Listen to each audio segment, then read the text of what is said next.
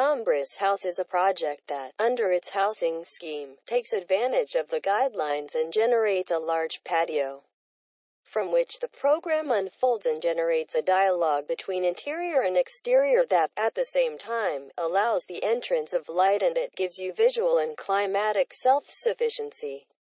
Carrying out the house included an excavation and an important earth removal, for which this natural resource was used to make blocks of compressed earth on the site. This solution, in addition to reducing the ecological footprint, gives it ownership, and ownership defined by the site and not by the architect. From the outside, the project is a group of extruded blocks that allude to the hermeticism and the massiveness of the matter, while inside, there is an openness and lightness of these elements in a free plant. The earth is the unifying material of the project.